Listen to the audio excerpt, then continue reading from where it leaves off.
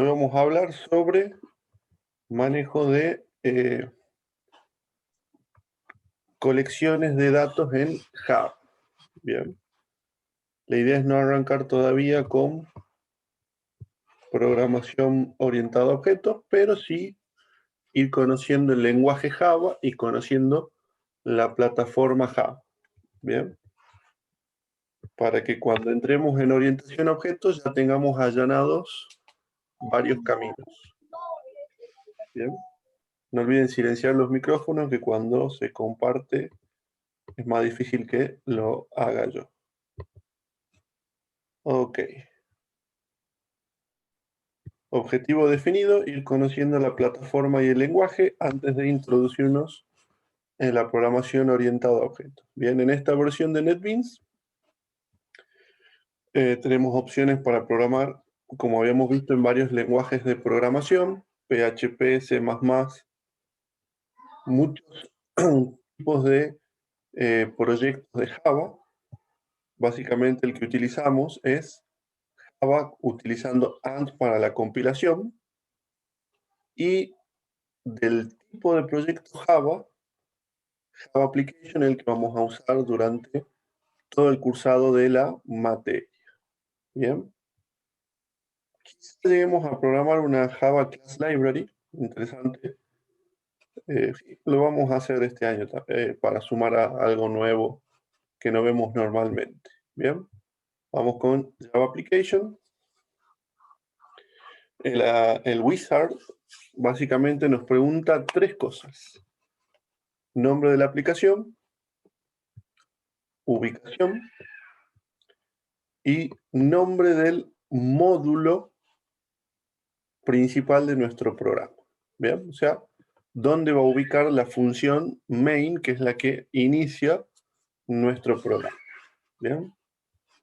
Lo voy a dejar por defecto, pero estaría bueno que ustedes practiquen creando distintos proyectos, cambiando estos tres valores y viendo cómo eso se traduce en distintos nombres de archivo, distintos nombres de carpeta, distintos nombres de clase o módulo, que bueno, todavía no entramos en el concepto de clases, pero para que vayamos conociendo el lenguaje y la plataforma. Bien. Voy a borrar algunos comentarios. Y vamos a programar nuestra función main. Bien. En Haskell vimos que tenemos las listas, en Prolog también tenemos las listas, en Java, en C, ustedes tenían los vectores, y Java también tiene estructuras para almacenar conjuntos de datos. Bien, no olviden silenciarse, por favor. Entonces, arranquemos con la básica, el vector. Int, corchetes, vector, igual a 1, 2, 3, 4, 5, 6. Bien. Ahí he declarado un vector, el nombre de la variable es vector, el tipo de datos es un vector de enteros, y el valor, propiamente dicho, es un vector que tiene los números del 1 al 6. Bien. Entonces, el siguiente paso sería, por ejemplo, recorrer este vector y mostrar los valores que tiene. Si ustedes no se acuerdan en C o no se acuerdan en Java, el lenguaje de programación que estén usando en NetBeans, cómo se hacía para recorrer un vector, ningún problema. Ahí donde está el cursor vamos a presionar la combinación control espacio y van a ver que nos va a tirar una serie de snippets, fragmentos de código, muy útiles para el contexto en el cual estamos trabajando, que básicamente es cómo se hace un if, cómo se hace un for, cómo se crea un hilo de ejecución. Para los que no saben, un hilo de ejecución nos da la posibilidad de que nuestro programa haga dos cosas o más en paralelo, aprovechando que tenemos normalmente en los dispositivos más de un procesador. Bien. Incluso los hilos sirven, aun cuando tenemos un solo procesador, para usarlo más eficientemente cuando una parte del programa está esperando algo, pero otra parte del programa puede continuar ejecutándose. Pero ese es otro tema a tratar en otro momento. Lo importante acá es que tenemos en este listado que encontramos con control espacio un snippet para hacer un for. Bien, vamos con el for clásico. Este de acá. Y vamos a hacer un simple system out print line de vector sub i, lo más parecido posible al lenguaje de programación C. Bien. Obviamente acá nos va a dar error porque no tenemos 10 elementos. Ajustamos.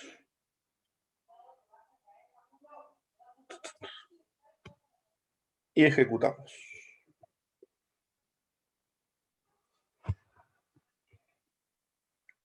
Y acá podemos ver la salida de nuestro programa.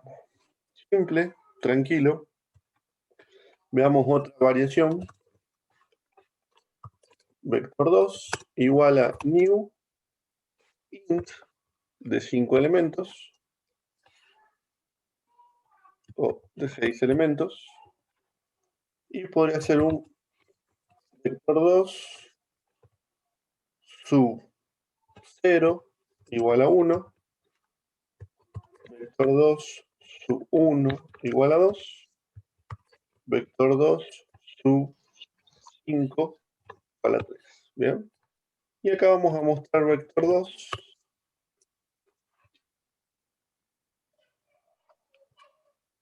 Y de paso descubrimos que los enteros se inicializan en 0 cuando no tenemos ningún valor en el lenguaje de programación Java. Así que tenemos nuestro vector con los valores 1, 2, 000, 3.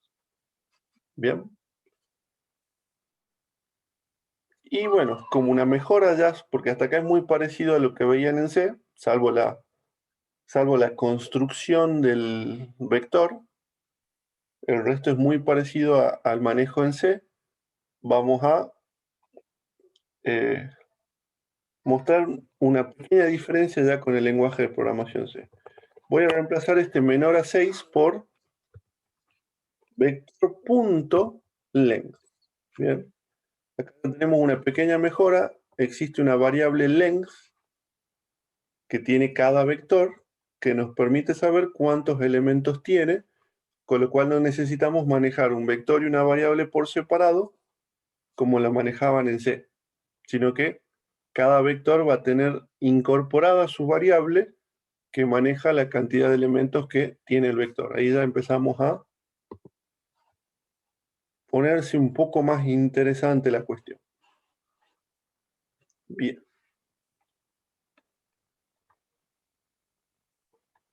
Este también lo hubiéramos tenido disponible al hacer control espacio. Control espacio van a ver esta versión. Inclusive al elegir el snippet, automáticamente se adapta a la última variable vector que tienen declarada y nos muestra ya el for adaptado para recorrer ese vector. Obviamente el cuerpo del for sí habría que programarlo.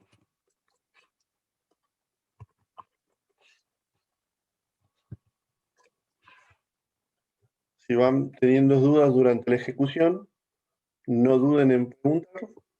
Estamos acá para sacarnos todas las dudas que tengamos. Bien.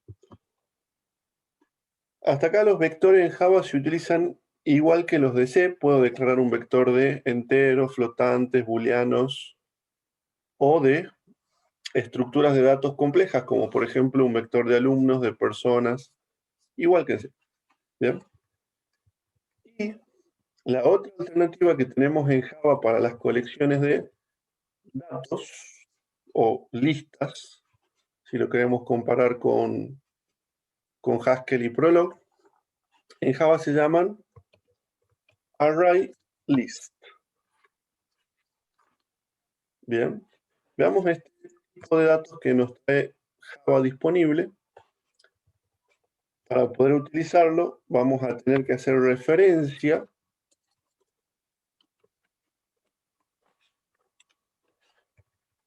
de esta manera a una librería que viene incluida con el lenguaje Java que se llama util. ¿Bien?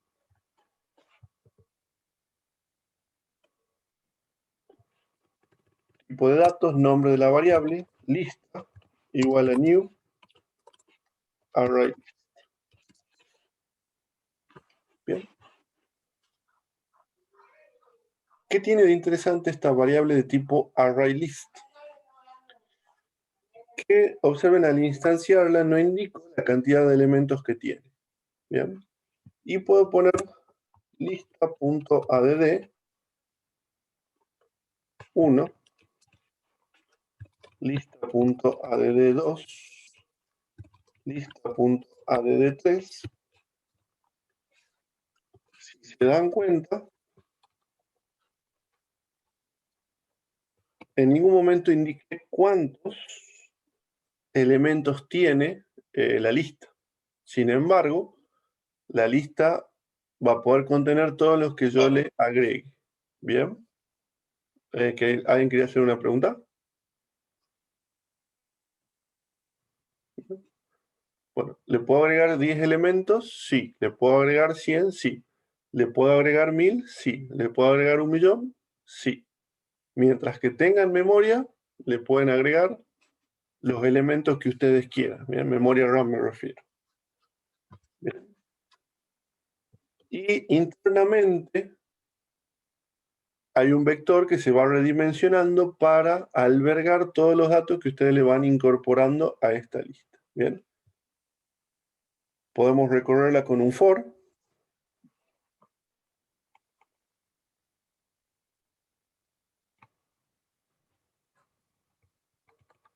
Y vamos a hacer un system out inline de el valor get que hemos obtenido de esta lista. Bien. De esta forma obtenemos el elemento en una determinada posición y de esta forma mostramos este elemento. Bien. Entonces, los array list son colecciones de objetos. Puedo meter dentro objetos y después puedo obtener esos objetos de esta manera. Bien. Obtenemos indicando la posición del objeto con esta notación tipo función, obtenemos el iésimo elemento de esta colección. ¿Qué pueden ser los objetos? Pueden ser números. Observen, estamos agregando números a la lista. Pueden ser booleanos, pueden ser otras listas, pueden ser tranquilamente una persona, un paquete, lo que ustedes quieran como estructura compleja de información que contenga información adicional. Bien, la analogía sería, yo podría acá tener una lista de puntos, como en Haskell podría tener una lista de tuplas, o en Prolog podría tener una lista con términos compuestos como cada uno de los elementos. Bien. En particular, para trabajar con objetos vamos a utilizar mucho los array lists, preferentemente antes que los vectores tradicionales de Java, porque así como se automáticamente dimensionan para para almacenar cualquier cantidad de elementos, también tienen otras funcionalidades, por ejemplo, la capacidad de ordenar y otras cosas que un vector clásico por ahí puede ser que no lo tenga, porque el vector es básico y esto es un poco más elaborado, mucho más funcional. ¿Bien? Ok. Esa es la teoría sobre vectores y listas en Java. La utilicemos en algo interesante, ¿bien? La utilicemos para implementar algunos de los algoritmos que aprendieron en el primer cuatrimestre. Bien. Arrancamos por el ordenamiento de burbuja.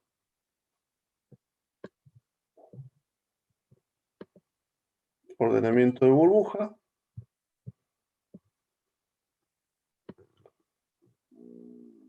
Observen esta animación que tenemos acá, ese vector o array o colección de números enteros, observen que está haciendo el algoritmo.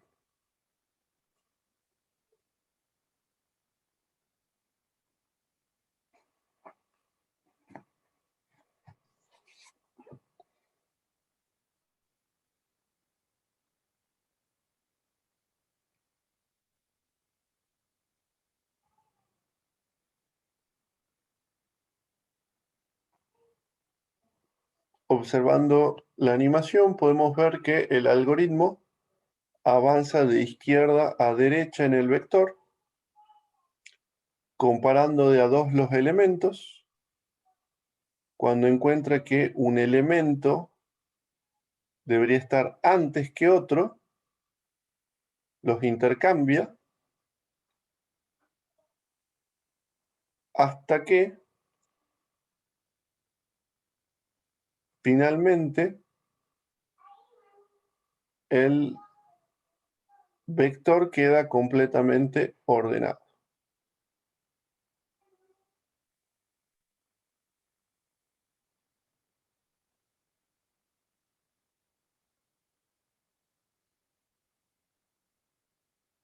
¿Bien?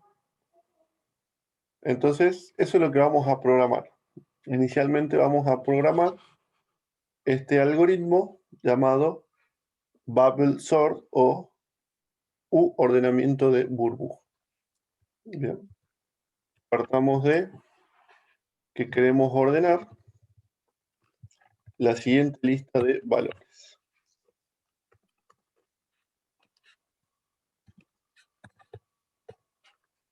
5, 2, 3, 1, 4, 9, 7, 8, 0.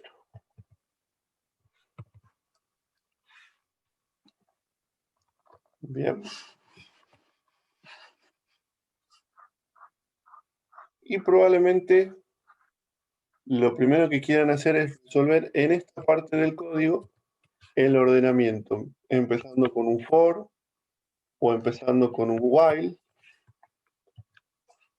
o empezando con un do while para tratar de manipular los valores de este vector. Bien. Lo ideal no es eso, sino que simplemente acá hagamos una llamada a un método ordenar que le pasemos como parámetro el vector. Bien. Y posteriormente llamemos al método mostrar y le pasemos como parámetro este vector. La razón es que si yo pongo este código en una función y este en otra, ya empiezo a abstraer mi programa y empezar a definir bloques reutilizables. Eso me va a permitir que si tengo que ordenar tres vectores y mostrar tres vectores, no duplique el código de la función main y que la función main siempre se la pueda visualizar sin necesidad de scrollar la pantalla. ¿Bien? De hecho que toda función que ustedes programen deberían hacerla de tal forma que el código completo se lo pueda visualizar en pantalla. Y si es más grande que la pantalla, ese código lo deberían subdividir en dos funciones, cada uno con una tarea específica, de tal forma que a la complejidad la vamos partiendo con estos conceptos que hemos traído de la programación funcional. Pensar en una función que usa otras funciones y cada una realiza una pequeña tarea y la combinación de esas pequeñas tareas resuelven un problema más grande. Bien. Entonces acá vamos a crear nuestra función mostrar que reciba nuestro vector y vamos a crear nuestra función ordenar que reciba nuestro vector. Bien.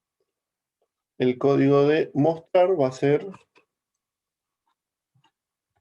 cualquiera de estas versiones. de iteración, la que más les guste. Todas van a ser válidas.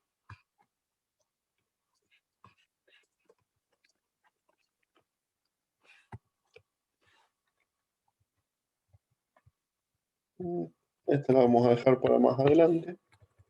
Vamos a hacer la tradicional.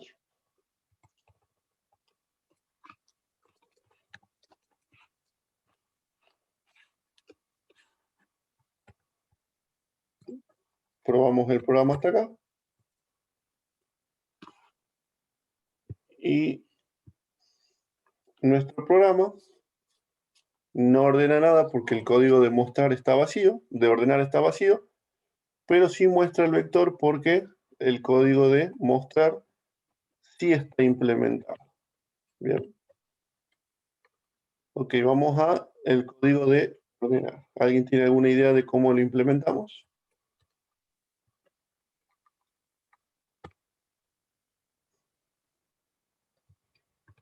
En la Wikipedia seguramente habrá algún pseudocódigo de la implementación de la burbuja.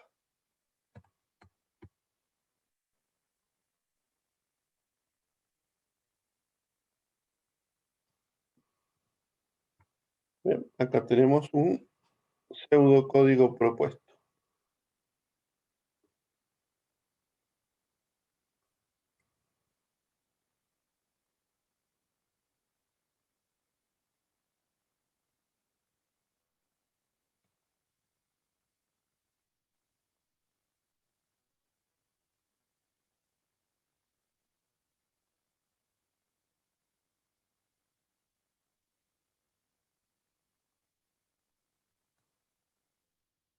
Bien.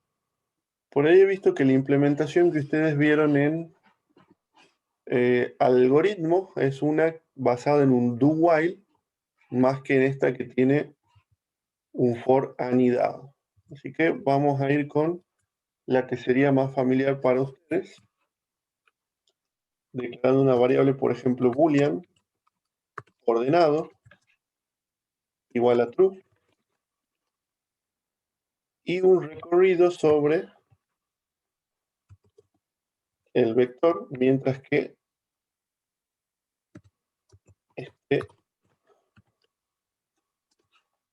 no esté ordenado. Bien.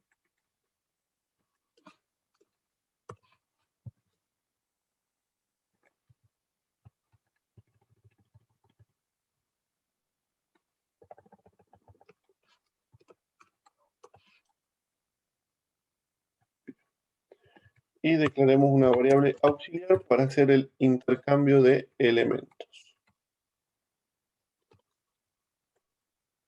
Vamos a recorrer el vector. Como ustedes ya saben,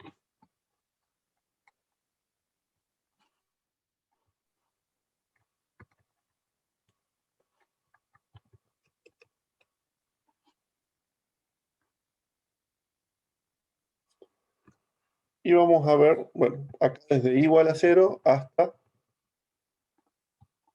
la longitud del vector menos 1. ¿Bien? Bueno, acá puse vector, es vector.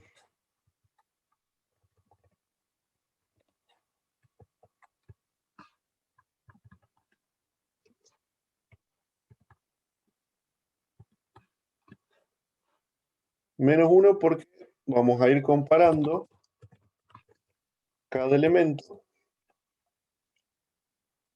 con el elemento siguiente. Entonces, si llegamos hasta el final, no hay un elemento siguiente, por lo tanto nos daría error si no tenemos este menos 1. O sea, voy a comparar el primero con el segundo con el tercero, hasta, si el vector tiene 10 elementos, hasta el noveno elemento con el décimo elemento. Por eso este menos 1 acá de la condición. ¿Bien? Para encontrar esta condición tengo que hacer el swapeo de los elementos del vector. ¿Bien? Comparo vector sub, guardo en mi variable auxiliar, vector sub i más 1. guardo en vector sub i.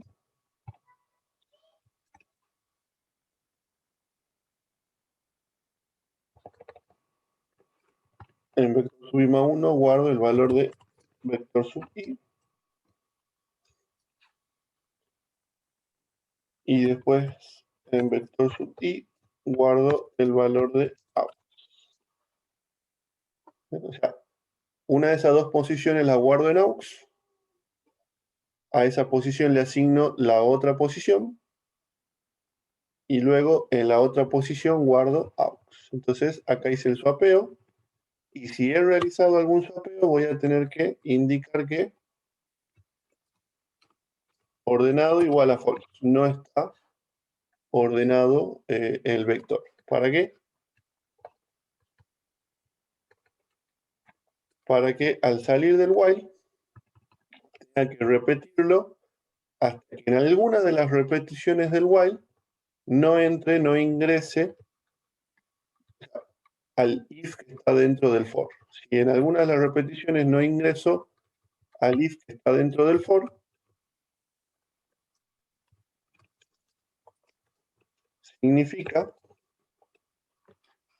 que después de todas esas iteraciones el vector está ordenado. ¿Bien? Hay algunas mejoras que se pueden hacer sobre este código. Yo lo dejo así para no aumentarle la complejidad adicional. Por ejemplo, la versión que está acá en pseudocódigo es más eficiente, pero requiere un poco más de análisis para entenderla. Bien, entonces, esta implementación es más sencilla de entender. Bien. Mientras que no esté ordenado, repito el for. El for recorre el vector comparando cada posición con la siguiente. Si en alguna posición veo que el siguiente elemento debería estar a la izquierda, intercambio los valores e indico que el vector no está ordenado y repito con el resto del vector. Bien. Si en alguna iteración, alguna repetición del for, no entro al if, voy a salir del for con el valor de ordenado igual a true, con lo cual ya no repetiría el while y el vector estaría ordenado. Bien.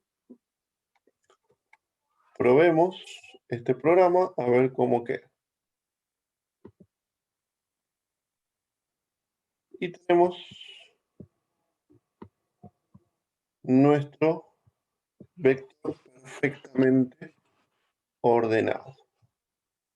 Bien. La pregunta es, ¿qué tan eficiente será este algoritmo de ordenamiento?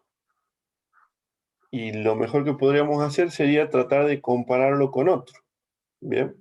Comparar con algún segundo algoritmo de ordenamiento y ver qué tan rápido es uno, qué tan rápido es el otro. Obviamente que vamos a necesitar un vector de más elementos como para poder observar la eficiencia de los algoritmos de ordenamiento. Bien. Otro algoritmo conocido para ordenar vectores o colecciones o listas. Acá en la Wikipedia tenemos el Quicksort. Y este gráfico nos muestra cuál es la lógica del ordenamiento. Bien. Observemos un rato a ver si logramos identificar cuál es la lógica del ordenamiento.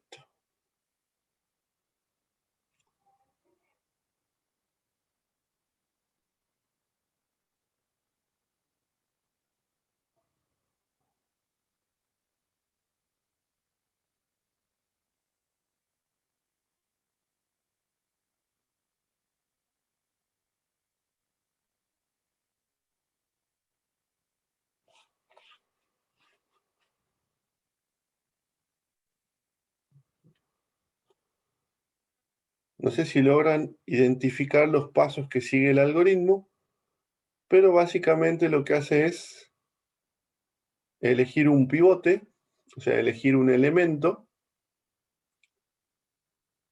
y poner todos los valores inferiores a ese elemento de un lado del vector y todos los valores inferiores al valor elegido del otro lado del vector. Bien, observen una vez más. Este es el pivote. Todos los valores superiores van a parar a esta parte del vector. Este es el pivote. Todos los valores inferiores van a parar debajo. Entonces, utilizando ese algoritmo, observamos cómo los valores se van ordenando. Bien, la lógica, si la quieren ver escrita,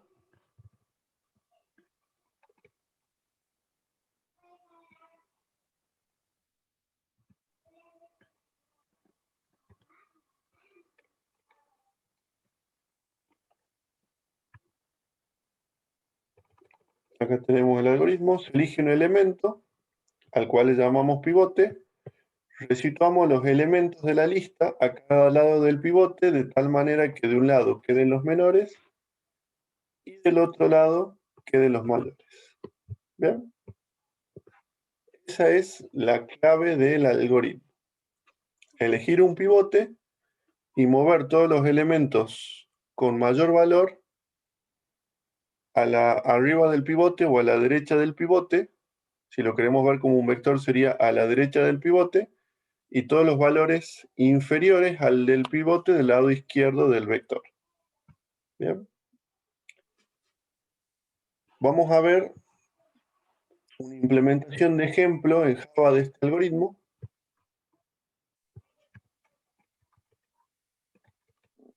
Que la tenemos acá.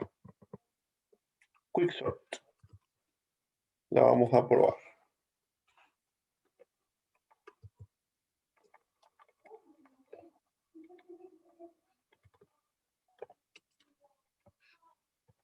Está compuesto de dos funciones, así que vamos a copiar las dos funciones. Bueno.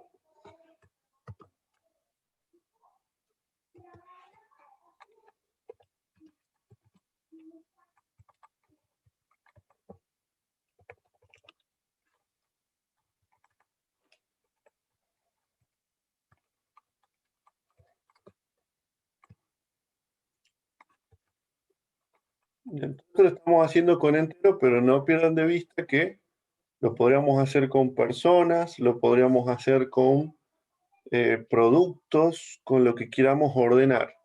Y en ese caso ordenaremos o alfabéticamente u ordenaremos por número de DNI o el criterio que nosotros queramos aplicar.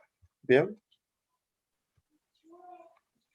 Bueno, para probar si funciona, acá vamos a comentar este ordenar. Vamos a poner acá el nombre de nuestra nueva función de ordenamiento, que es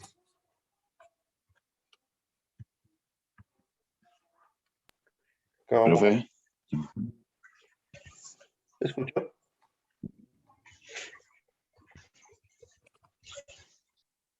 Diga. Una pregunta, ¿cómo lo elige el pivote? ¿Sería algo aleatorio? O... Ahora vamos a ver, digamos, el algoritmo Quicksort, la elección del pivote, hay varias técnicas y de acuerdo a la que utilicemos puede ser más o menos eficiente el algoritmo. Vamos a ver qué técnica utiliza esta versión que acabo de encontrar en internet y podemos charlarlo si es la mejor o ustedes creen otra alternativa. ¿Bien? Vector, y lo vamos a invocar pasándole como parámetro begin y end. Begin sería desde 0 y end sería desde hasta vector.length para probar si funciona.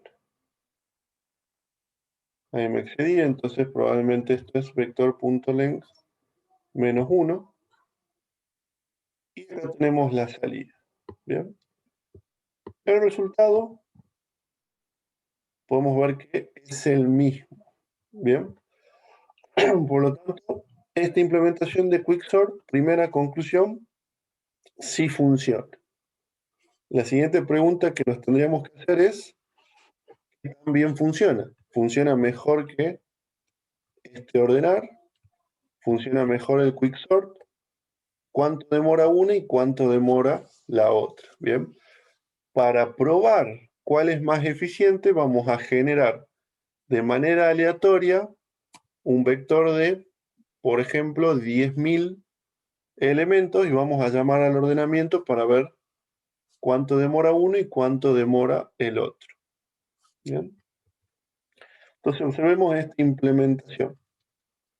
Quicksort, le pasamos nuestro array y le pasamos 0, que sería el primer elemento, y en este caso teníamos 1, 2, 3, 4, 5, 6, 7, 8, 9 menos 1, 8, que sería la posición del último elemento. Bien, entonces acá tendríamos nuestro vector de 0 a 8. Bien, y acá vemos la elección del pivote. Acá la elección del pivote es el último elemento del segmento. Bien, vamos a arrancar con un i siendo igual a el primer elemento de, perdón, ahí me fui a la partición, perdón. Quicksort está implementado en dos funciones, la función quicksort y la función partición.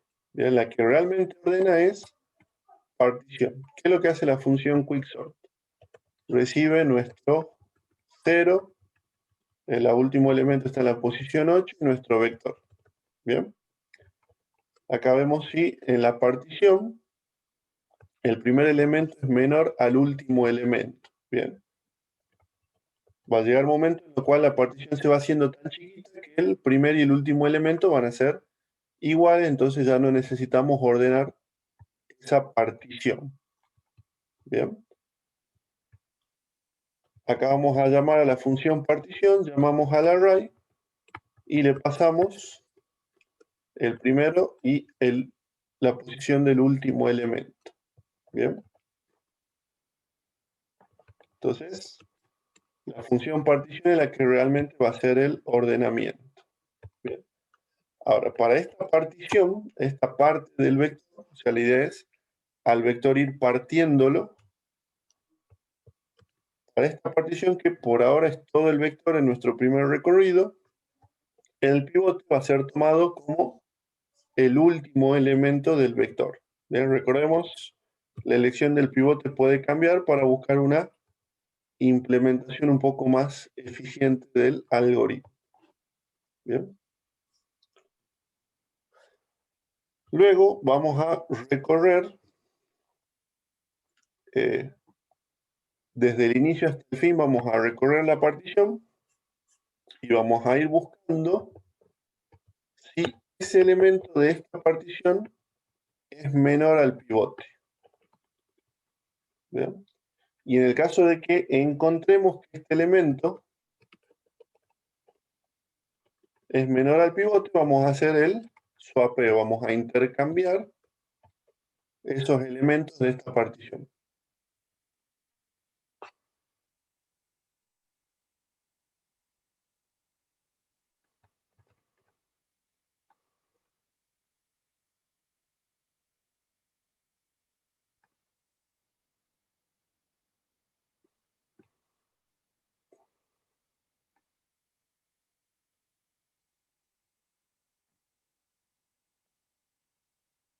Bien. Este índice que estamos declarando y contabilizando, básicamente nos va a permitir a nosotros obtener un valor, va a ser devuelto por la función partition, para posteriormente y de manera recursiva volver a ordenar el mismo vector, pero arrancando desde el inicio de la partición hasta ese índice obtenido en partition index. Bien, o sea que acá lo que estamos haciendo es, del índice obtenido de la función partition, ordenamos con quicksort de manera recursiva lo que está a la izquierda. Bien, y luego de manera recursiva ordenamos lo que está en la partición de la derecha de lo que nos devolvió la función partition. Bien, entonces recursivamente vamos haciendo muchas particiones de nuestro vector y ordenando esa partición. Bien.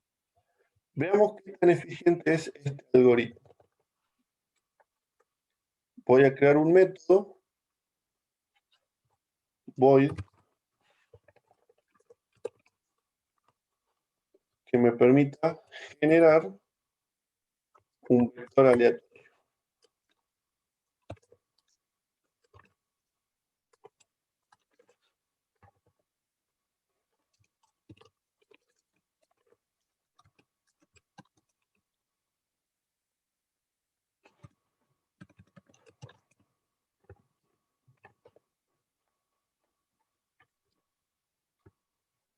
Capaz que 10.000 sea muy poco y no podamos observar la eficiencia del algoritmo. Vamos a un número más alto.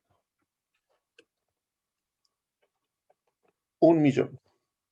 Bien. Entonces vamos a generar 1.000.000 de números aleatorios para el vector.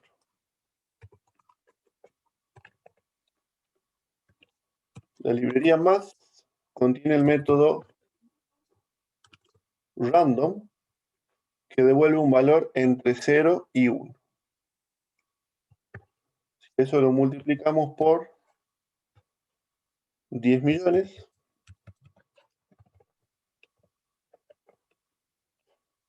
y nos quedamos con la parte entera,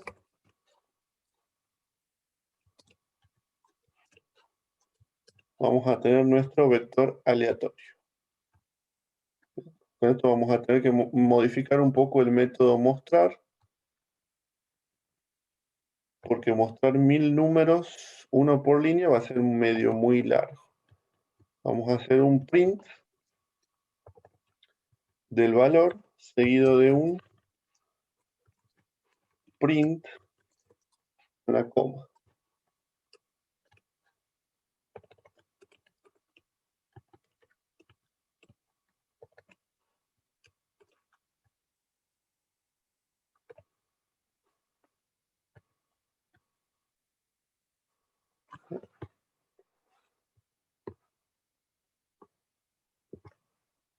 Entonces ahora nuestro vector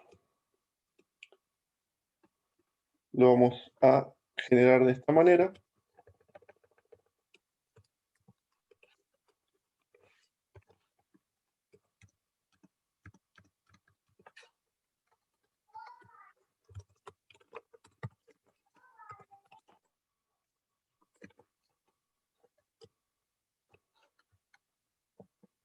Y lo vamos a ordenar con el bubble sort primero, a ver cuánto demora.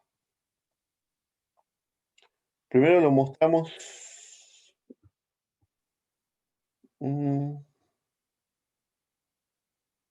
Si por ahí mostrar 10.000.000 de valores puede llegar a ser lento por la entrada y salida.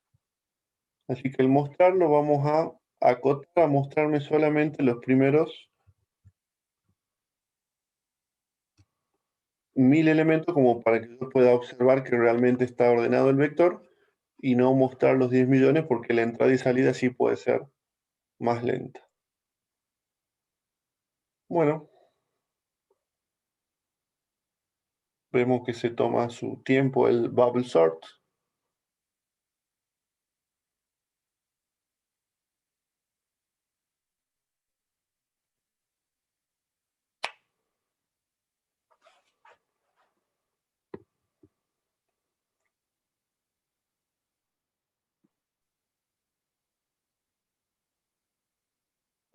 Lo vamos a detener. Me parece que 10.000.000 fue medio mucho. Volvamos a nuestro plan original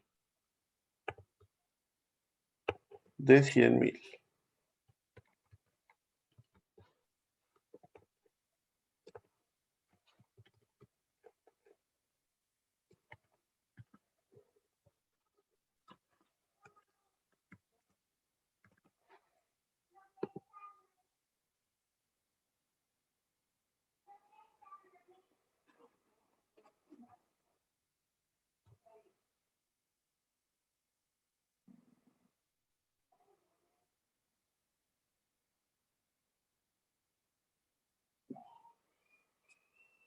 Ahí está.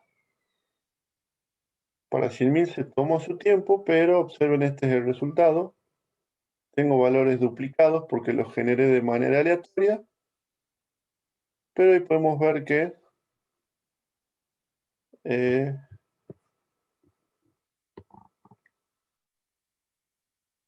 Profe, el tiempo de espera no te lo devuelve Java, ¿verdad? no, pero podríamos hacer un pequeño contador ahí para ver cuánto demoró en milisegundos. Profesor, disculpe, ¿qué es esa barrita de arriba que va subiendo y bajando? ¿Este? ¿Cuál barrita?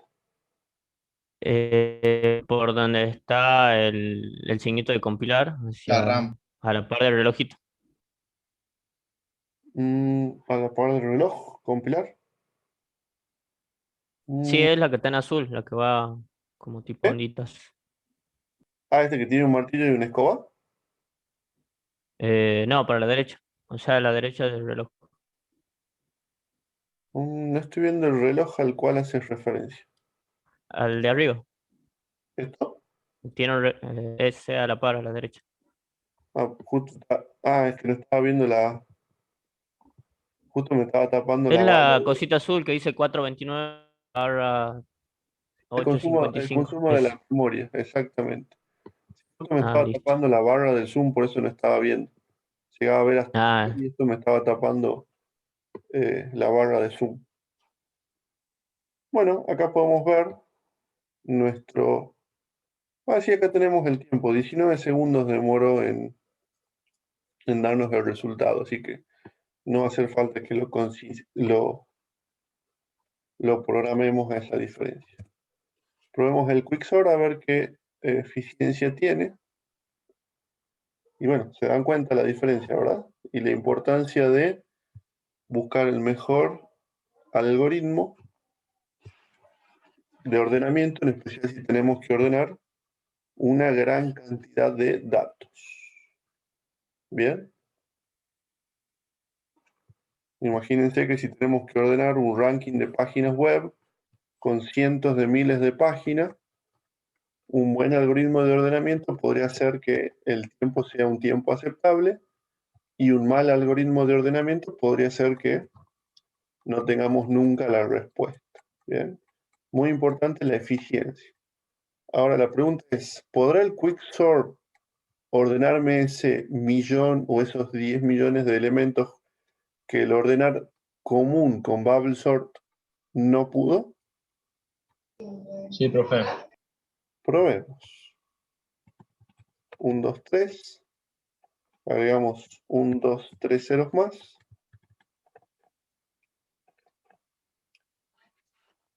10 millones.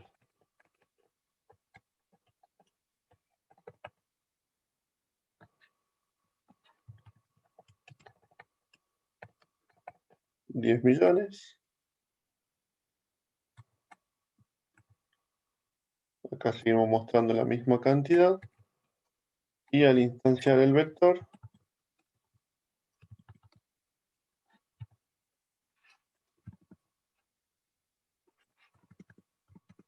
un vector de 10 millones. ¡Wow! 10 millones, instantáneo. 10 millones en BubbleSort, se ve que íbamos a demorar quizá varios días hasta que nos dé la respuesta. Bien. Si alguno quiere probar, lanzar y dejar su BubbleSort ordenando 10 millones de números aleatorios, a ver cómo les va. Y después me dicen, profe, demoró tantas horas o tantos días.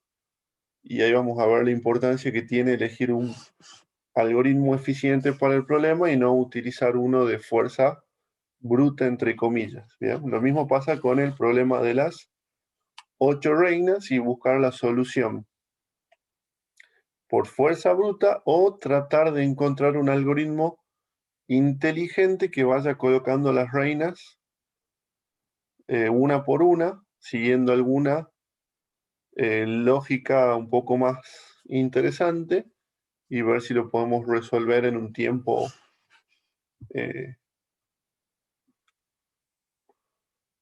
en un tiempo corto, en un tiempo aceptable, digamos. ¿Bien?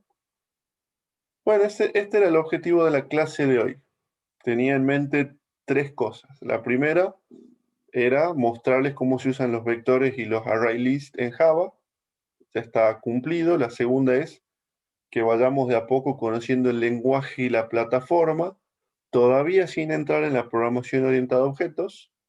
Eso lo vamos a dejar para un par de clases más. Una vez que a la plataforma la vayamos conociendo, ahí vamos a introducir los objetos dentro de muy poco.